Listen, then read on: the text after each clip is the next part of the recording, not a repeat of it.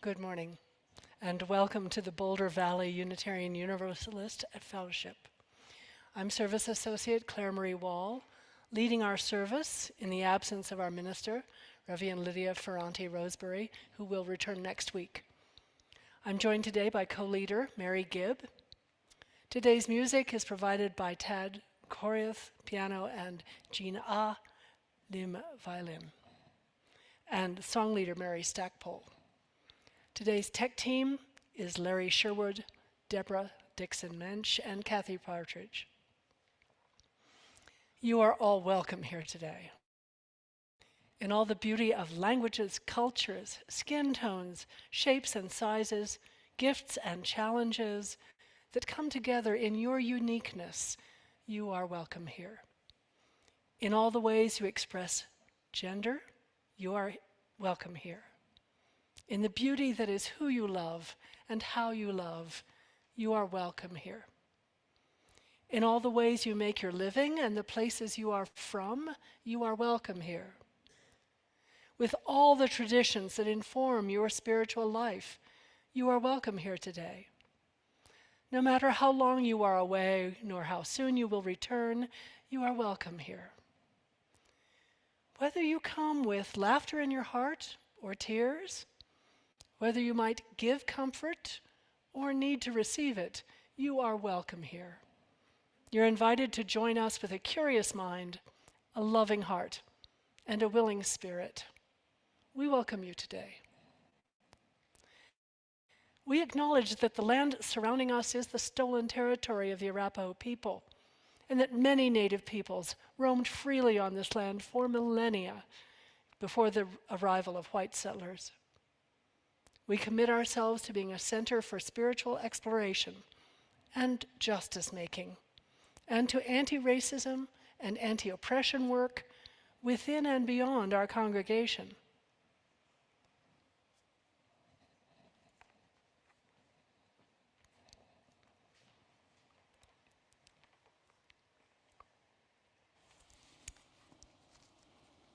If you're new here, we're glad you found us on this beautiful autumn morning.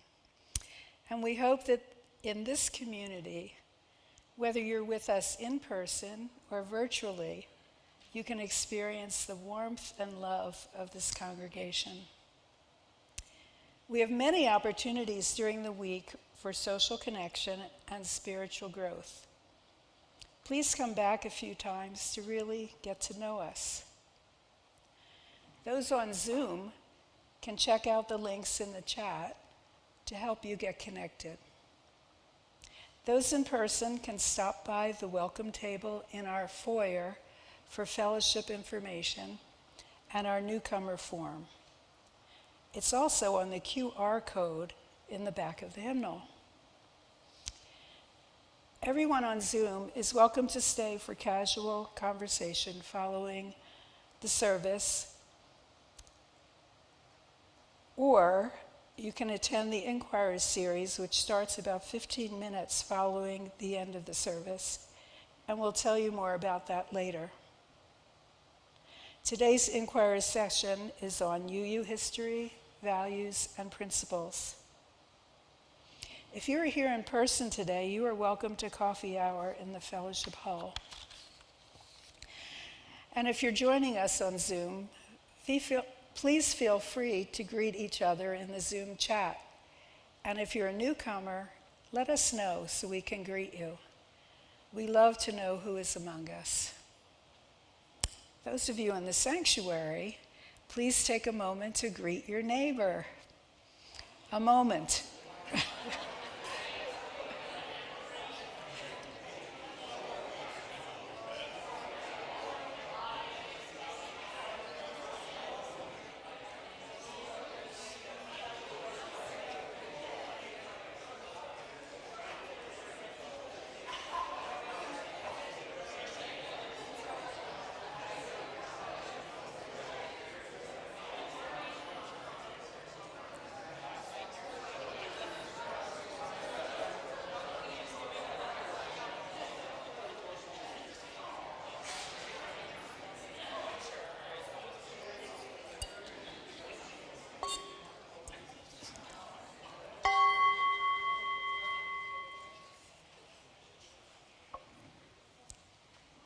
You can continue your conversations afterwards.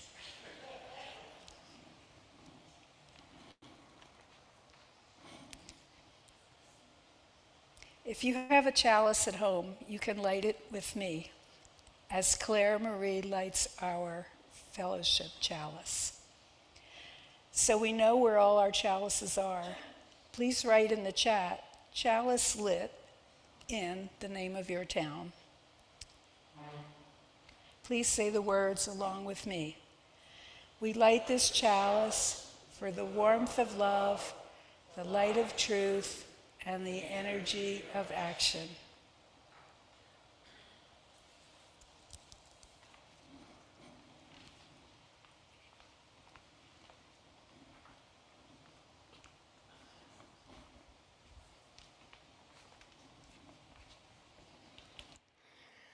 It's like a dance of the computers. These are the opening words. From sundown September 15th to sundown September 16th, the holy day of Rosh Hashanah, the Jewish New Year, was celebrated, beginning a period of self-reflection and repentance. In the Jewish tradition, God inscribes a person's fate for the coming year in the book of life. Who will live, who will die? And the verdict is sealed on Yom Kippur, the Day of Atonement.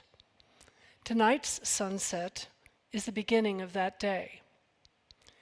In this fellowship, I have learned, as a new member, that a service connecting Yom Kippur to Unitarian Universalist values such as forgiveness has become a yearly tradition. Today, in the absence of the minister, I ask a question. Is it appropriate for us to do so? Or might it be seen as a problematic appropriation of the Jewish high holy days for our UU purposes? This service begins to explore this complicated issue. And Mary and I have had many conversations about this. I offer an additional UU holy day, John Murray Day. Bet you've never heard of him. He was a legendary preacher who brought universalism to Good Luck, New Jersey on September 30th, 1770. That universalism that assumes that all people have achieved salvation from birth, bypassing any need for divine judgment or for hell. As our hymn that we're about to sing, Wake Now My Senses, suggests, quote, God's love embraces the whole human race. For universalists like Murray, spreading that comforting faith was their life's work.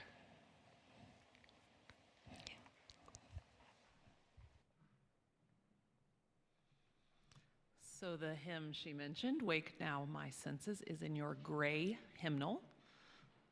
The hymn number is number 298, 298. You are invited to rise in body or in spirit and join us.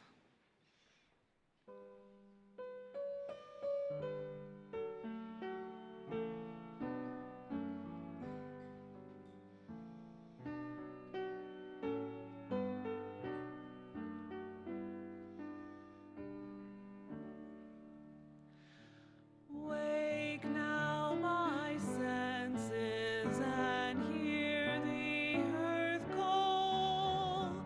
Feel the deep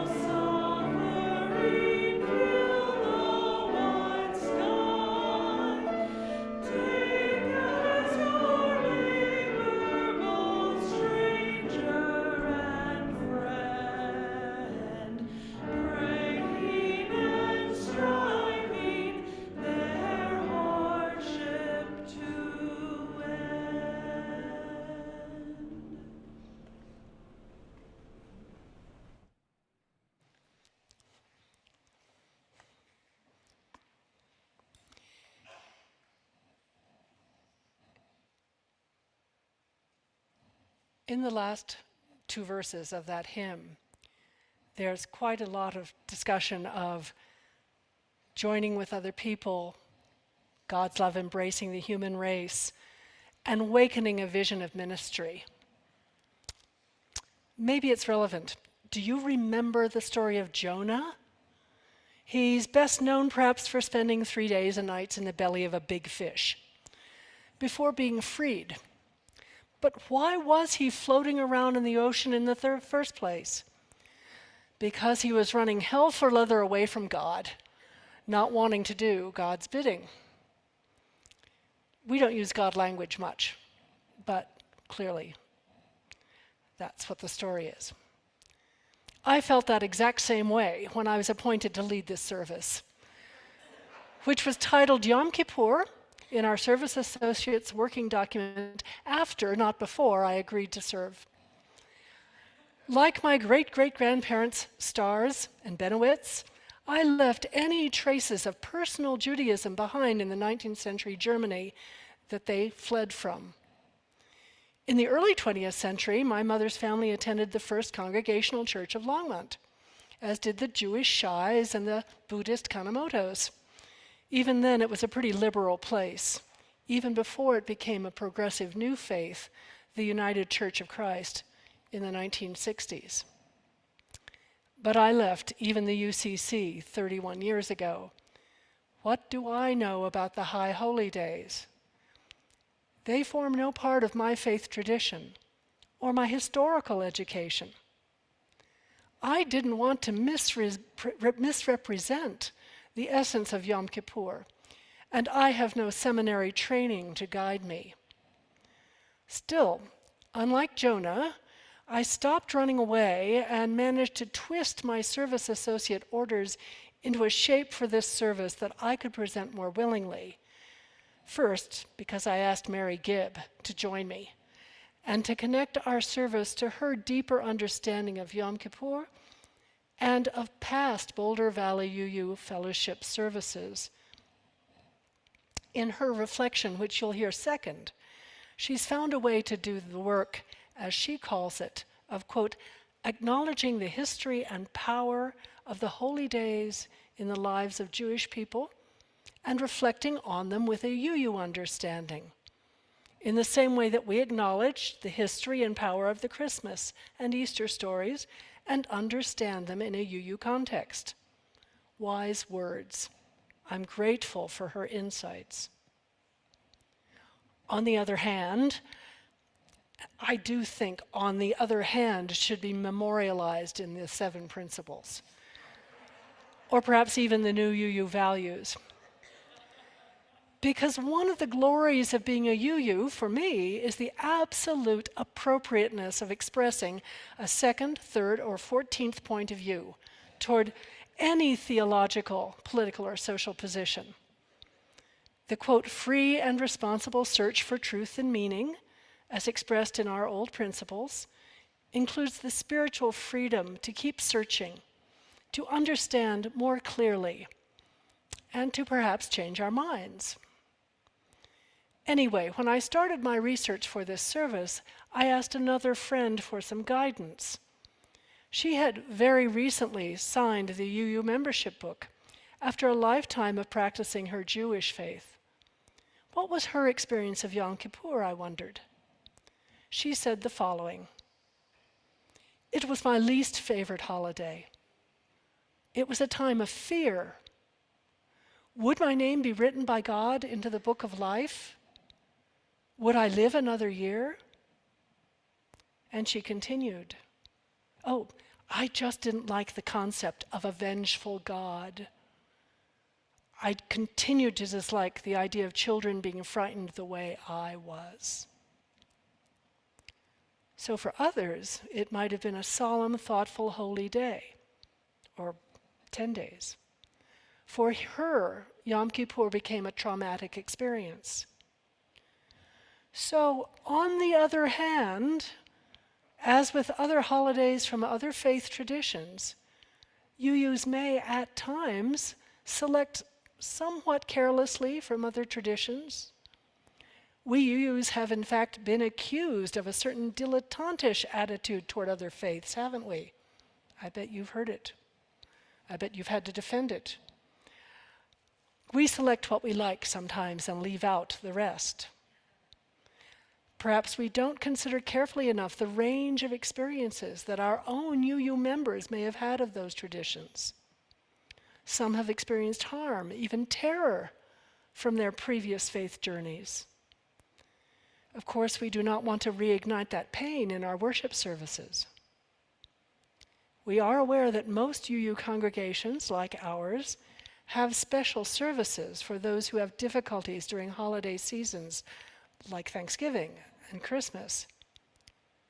We may not know how many current or past Jewish UUs feel the same about Yom Kippur, for example. Furthermore, one might take into account the vexed question of cultural appropriation. It is one of the questions of our day.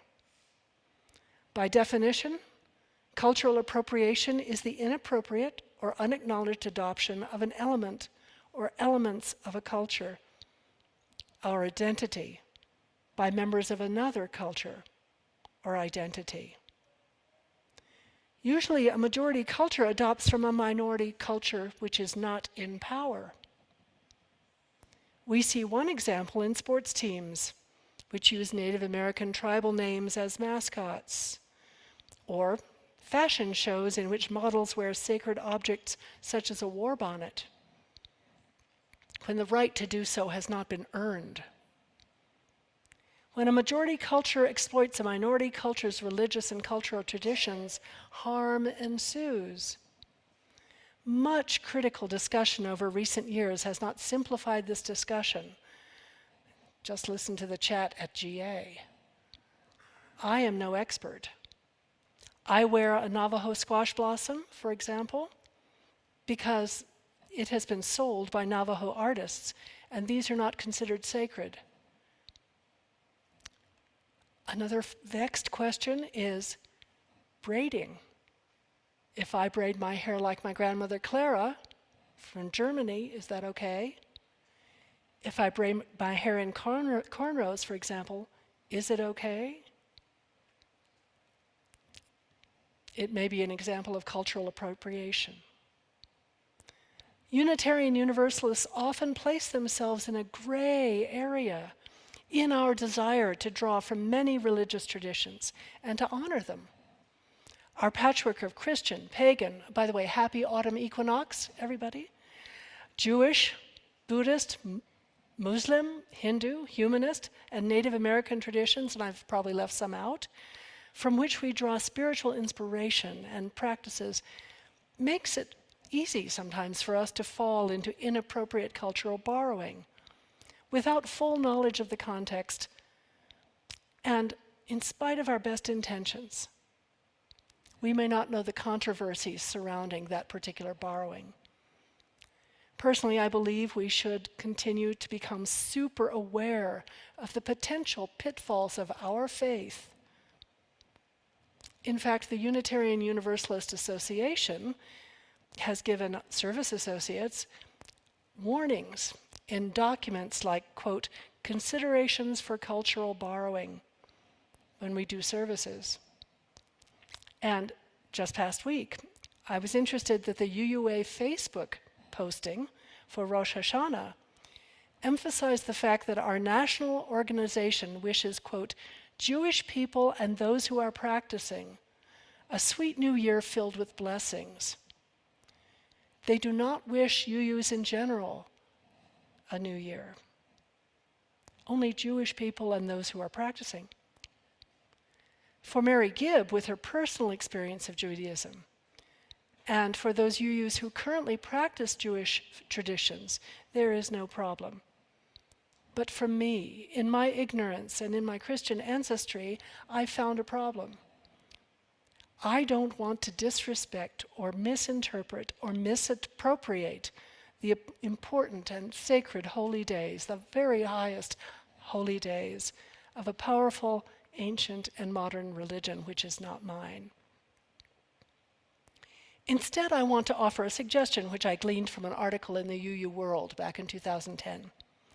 Michelle Richards wrote that she worried that if we UUs simply convert holidays from other religions into holidays that we can support, thereby leaving out the whole of those religions and cherry-picking only what suits us, maybe it would be a better idea, or at least an additional idea, to create some specific Unitarian Universalist holy days based on important historical events in our actual histories. So pondering this idea, I noticed that on our master calendar, September 30th was marked as the day when the first Universalist sermon was preached in what was then not the United States of America. 1770, a good year. And Good Luck, New Jersey, a good place. The preacher, John Murray, has become a seminal figure in UU history, a man who helped establish the comforting doctrine that salvation is simply universal, that no loving God would damn people to an eternal hell. And then Murray spread that doctrine far and wide into the wilderness, and also Boston, which was, of course, the home of Unitarians. John Murray is a name to conjure with. Besides, his is a wonderful story. It's become a sort of UU legend called the foundational myth of American Universalism. He was born in 1741, an Englishman. He seemed to have a drive toward evangelism. He began as a Methodist. He moved on to Calvinism. He spent time in Ireland, and then he moved to London, married, and had some social success. But he then shifted theologically toward the teachings of James Relly, a Universalist, who believed that every human being was part of the mystical body of Christ, therefore could not be damned. Everyone, not just Christians. So, Murray's new bona fides as a heretical thinker became clear. As if in response to his new way of thinking, his new revelation, Murray's wife died, his child died, 4 of his siblings died, and he was taken to debtor's prison. At that point, he said he wished to, quote, pass through life unheard, unknown, as though I had never been. He decided to bury himself in the wilds of the New World, vowing never to preach again. He was 29 years old. Yet, like Jonah, he couldn't escape his destiny or his nature. In Murray's own words, if God Almighty has in his providence so ordered events as to bring me into this country for the purpose of making manifest the savor of his name and of bringing many to the knowledge of the truth, am I not bound to submit to the dispensations of providence? What a providential ordering of events it seemed to be. Though headed for New York, the ship he traveled on was grounded on a sandbar at Good Luck Point, New Jersey. Murray was put in charge of goods loaded on a sloop to lighten the ship, so he arrived on the shore. By sheer accident, he met a man named Thomas Potter, who told him, I have longed to see you. I have been expecting you for a long time. Potter just happened to have built a meeting house for itinerant preachers. And he felt that Murray was the most important messenger ever to arrive for the community. In his autobiography, Murray expands on his fear and his despair at this point. He didn't want to preach. He knew what happened to preachers who preached what he believed: scorn, ostracization, and even stone throwing.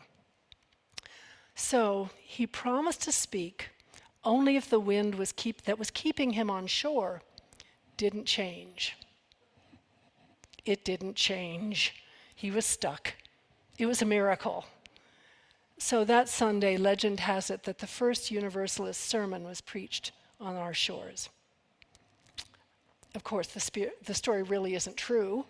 There were Universalists already evangelizing in this country, but that's a story for another time. It's a good story. Let's just say that he did preach a Christian sermon. He was charismatic, and people began to pay attention to him. He continued on to New York. He was an itinerant preacher. He garnered more and more accusations of heresy. Apparently, folks were wedded to hell and damnation rather than universal salvation. In fact, one day, a large stone sailed through the stained glass window behind him. He got the stone, he held up the rock for the congregation to see. He balanced it in his hand and declared, "The argument is solid and weighty, but it is neither rational nor convincing." That's such a great story. So he formed part of an extended legal battle to prevent taxes from his parishioners going to support the established church. So we have the beginnings of a separation of church and state. He was a chaplain during the Revolutionary War, supported by General George Washington, actually, in spite of Murray's uncomfortable views. He was the minister of the Universalist Church in Boston, finally, a large urban church, and he was considered something like a bishop to his colleagues. He married again to the pioneering feminist Judith Sargent Murray, who completed his memoirs after his death and protected his theology from younger upstart Universalists like Hosea Ballou, and much, much more. But let me conclude with another historical joke that I found. Like the legend of the first American Universalist sermon, which wasn't really the first, and Murray's influential universalism, which had a lot of ordinary Methodism in it, we've discovered that the powerful words that are actually in the back of our gray hymnal, number 704, attributed to John Murray, aren't really by him at all. In 1951, his biographer, Alfred S. Cole, wrote them as an imagined speech.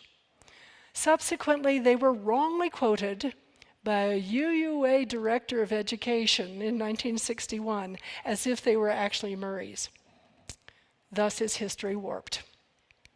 Certainly, though, because we don't have a lot of John Murray's own speeches, they represent the man in a memorable way, and they are good words. Here goes. Go out into the highways and byways. Give the people something of your new vision. You may possess a small light, but uncover it, let it shine. Use it in order to bring more light and understanding to the hearts and minds of men and women. Give them not hell, but hope and courage. Preach the kindness and everlasting love of God.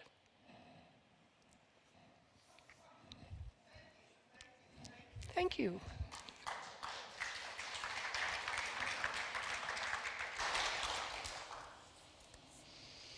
Each week we remind ourselves of the abundance of our lives and this community by giving half of our plate away to those organizations that share our values.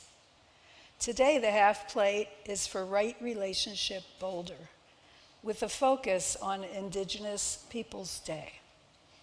This is a collaboration of Indigenous and non-Native people working with local organizations and governments to support Indigenous peoples' connection to land, raise Indigenous voices, and practice right relationships with the Native people in Boulder Valley and beyond. Your contribution today will support Indigenous Peoples Day, which will be celebrated with varied programs at the Dairy Center in Boulder on Sunday, October 8th from 10 to 6:30 p.m. You can find out more online about this by going to rightrelationshipboulder.org. And by the way, everyone is invited to attend Indigenous Peoples Day. You can text your donation at the number on the screen, or if you are at the fellowship today, place a donation in the offering plate as it passes. Please give generously as you so often do. As our musical reflection begins, we invite you to reflect upon and write into the chat, if you're on Zoom, your answer to this question. When have you come into right relationship with someone who has caused you harm or whom you have harmed?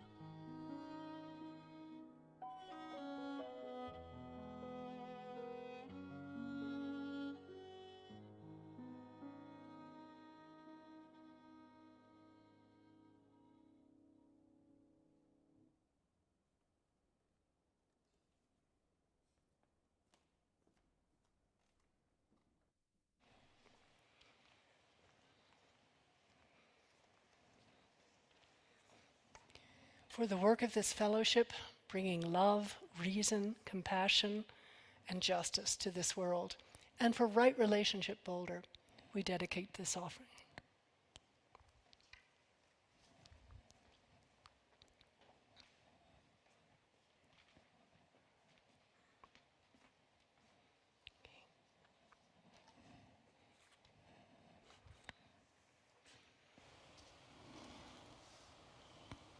Thank you, Tad and Gina. That was beautiful. I know we're all so grateful that you're with us today.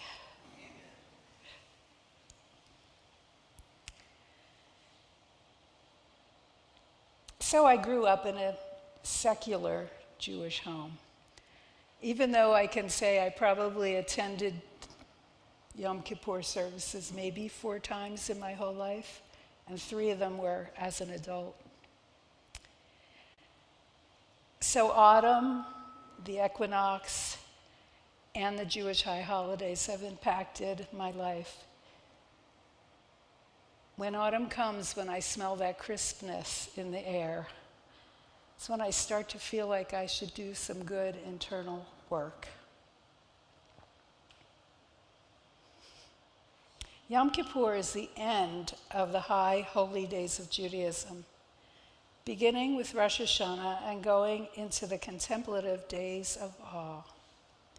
During this time, observant Jewish people go into a personal exploration of asking for forgiveness for times when they've missed the mark, atoning for known and unknown acts of harm and unintentional acts of omission, among other wrongs they may have committed. It sounds pretty simple on the face of it, but the acknowledgement of where they went wrong and how they can make it right requires deep personal work and is aided by the centuries-old symbolic rituals and prayers performed during this time. The message of Yom Kippur is that we can change our lives.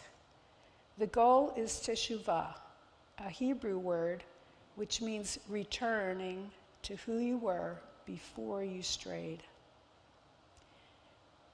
We, as UUs, might call it making restitution, reconciliation, apology, forgiveness, but all are values that we hold in common. If you're interested in exploring these ideas further, it turns out that the UU Common Read this year is the book on repentance and repair, making amends in an unapologetic world by Rabbi Danya Ruttenberg. And the information is up here and in the chat if you're interested in reading it. It's also fun to get together with a bunch of other UUs and read it together.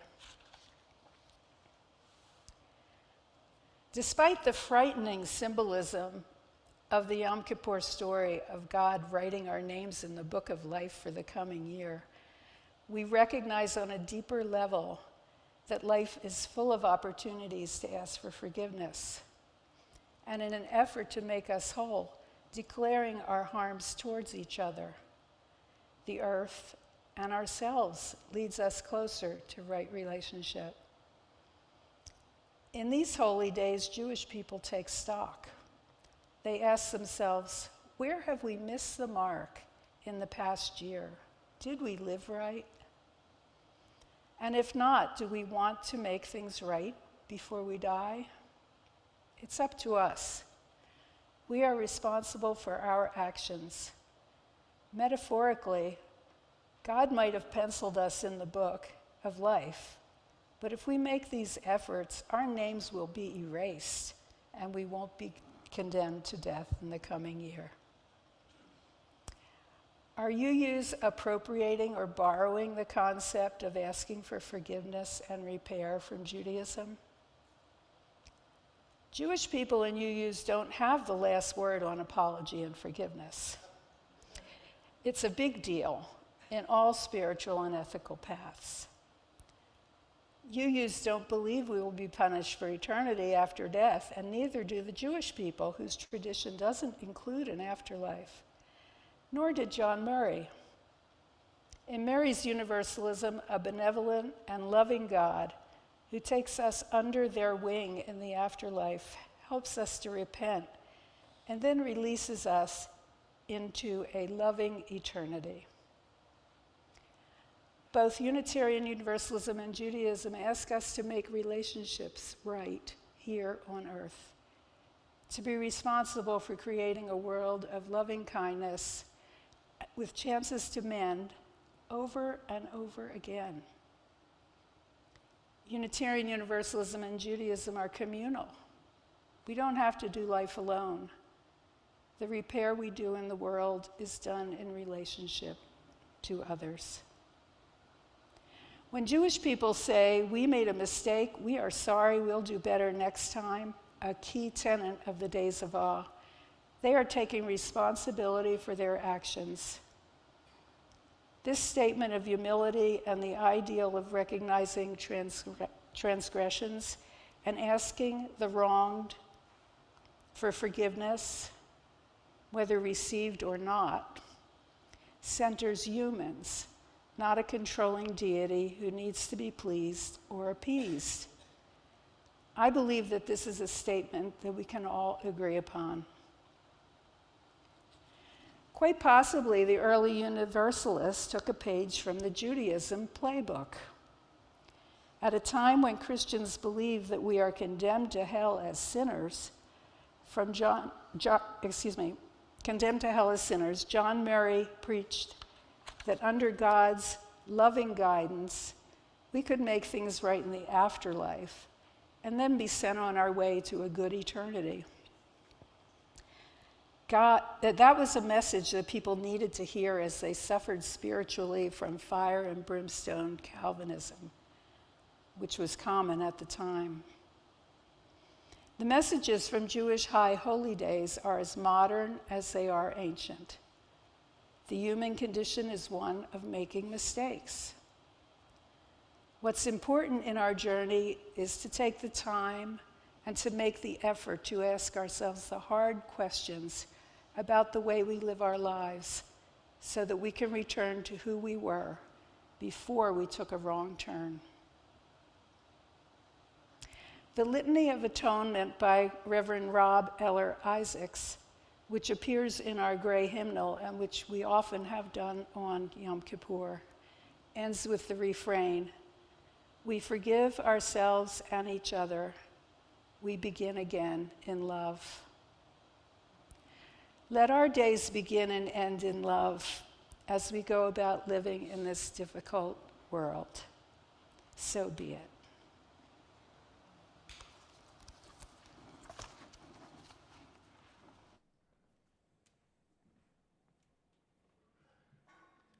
We have another chance to sing together. The next hymn is Make Channels for Streams of Love. It's in your gray hymnal, number 299. Please rise in body or spirit. Again, the number is 299.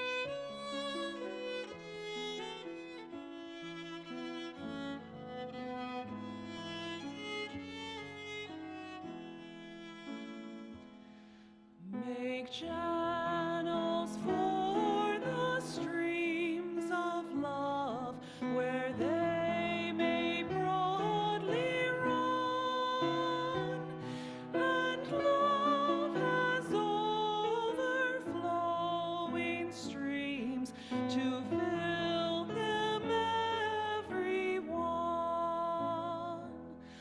But if at any time we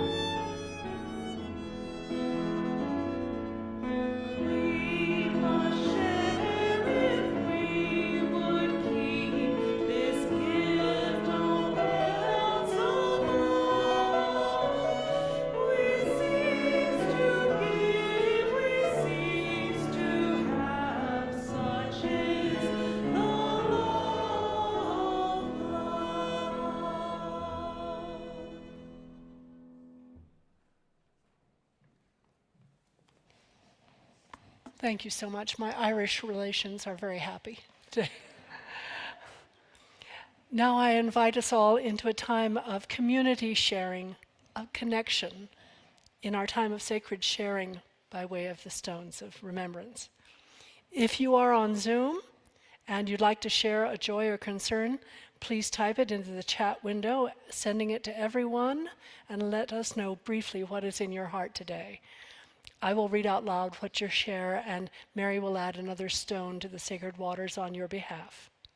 If you are in the sanctuary today, you can come up front, probably on this aisle, briefly share your joy or concern, and use the microphone, please, to add a stone to the waters, or you can add a stone in silence if you prefer. And wherever you are, please tell us your name and where you live when you share.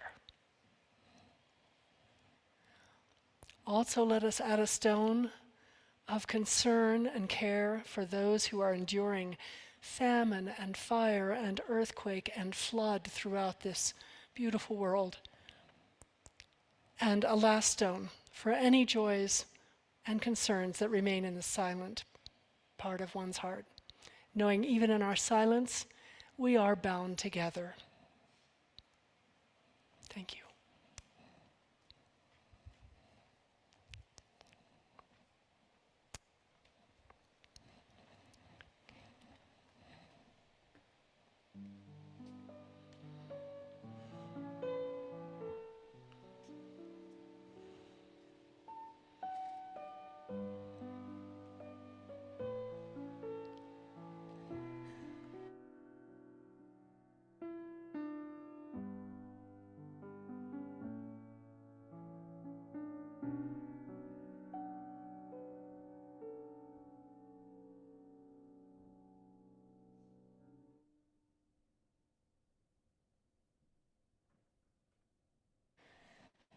Before we conclude our service with the extinguishing of the chalice and benediction, we have apparently what 90% of all UU congregations have: announcements. Today there is an Inquirers series. It will be a conversation about UU history, values, and principles, which sounds like it's the new values and the old principles, here in the sanctuary at 11:30, which will be about half an hour after the service ends. This is the first of a 10-part series of discussions. There's a different subject every Sunday. It's a great way to learn about our faith and this congregation specifically. So please come to any or all of these conversations. Zoom attendees can come too, staying on the service link or coming back at 11:30. Apparently there was an unintentional cutoff last week on Zoom, but the AV team says that they will try hard not to do that today. And further information about many of the activities of our fellowship can also be found online in the Connections Weekly for September 22nd, and there is obviously a link for that. And Tad has lots of music announcements, which sounds wonderful. Will you use this? Okay. Help yourself. Okay.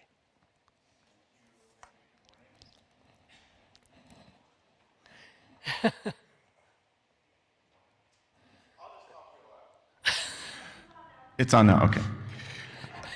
The month of October is going to be very musically busy around here, and I would like to just bring your attention to a few of the highlights that we have happening. Don't worry, you don't have to remember everything. I made this handy and dandy flyer that is out on the welcome desk that has all the events that I'm about to describe to you.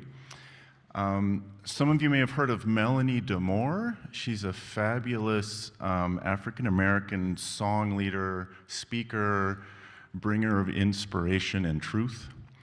And she is giving a free workshop on Thursday, October 5th at UUCB.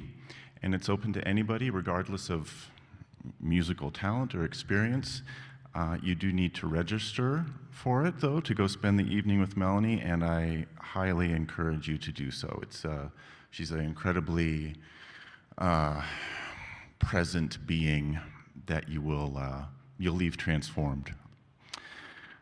Second, the very next night, here on October 6th, we're having a choral concert. It's the Colorado Repertory Singers, which is a fabulous local, based in Broomfield, community choir. There's 75 members. We're going to pack 75 singers up here. And I told my choir, and they're like, "How are you going to do that?" And I said, "I don't know. It's not my problem. That's for them to figure out." So, but it's going to be fantastic. Their concerts are formulated to be more than just kind of pretty music. It's really sort of akin to the type of things that we do here, where the music it attempts to serve a purpose for transformation, or for opening your heart, or for healing, and it's really more honestly like a worship service than a choir concert. So I highly encourage you to attend that. Then on October 15th, we're having a free African drumming concert here, courtesy of Cindy Stark-Reed brought this group to our attention, the Djembe Orchestra of Colorado, is that correct? So it's like a 30-person African drumming group. They're going to be performing outside somewhere back there after church on the 15th. So they're going to play for about an hour, and we encourage you to, maybe bring a sack lunch if you want to have a little more substantial food with you, and stay after and enjoy that concert. One more. Friday, October 20th, here, Boulder Valley Concert Series, we're presenting the Juniper Wind Quintet. And this is the graduate wind ensemble from CU Boulder, kind of hand-chosen cream of the crop wind players, graduate students. So they're going to be giving a concert of classical music, of some non-classical music.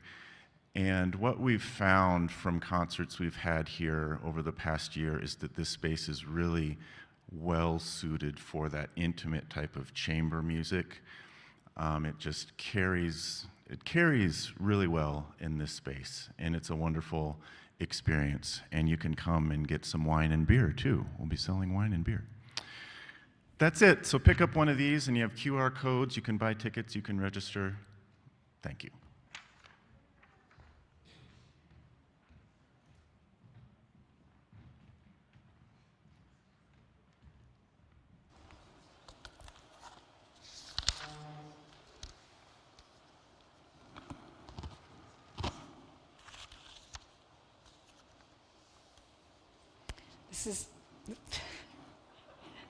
This is the time when we extinguish the chalice. Please join me. We extinguish the chalice, but not the warmth of love, the light of truth, nor the energy of action. These we carry in our hearts until we meet again.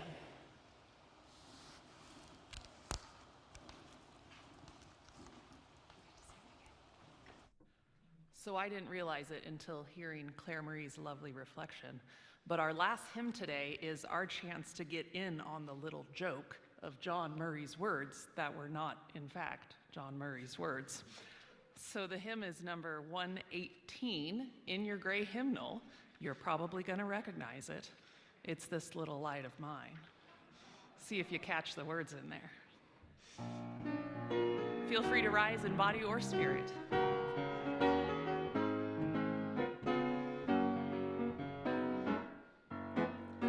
This little light of mine, I'm gonna let it shine.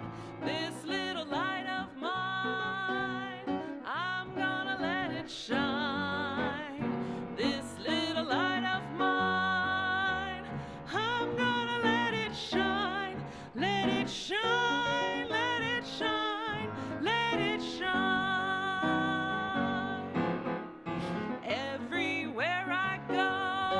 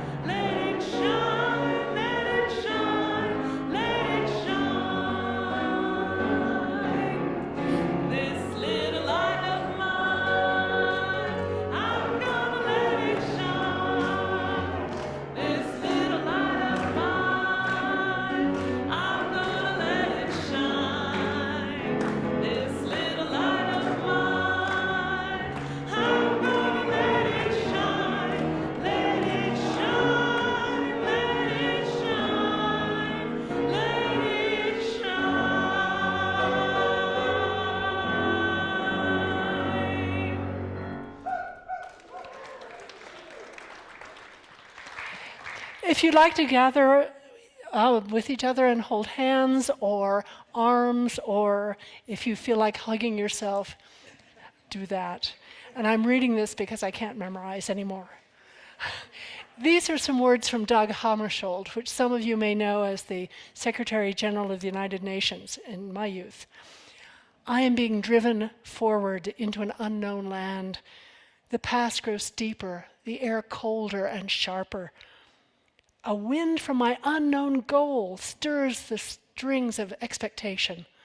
Still the question, shall I ever get there? There where life resounds, a clear, pure note in the silence. Blessed be, and amen. Thank you.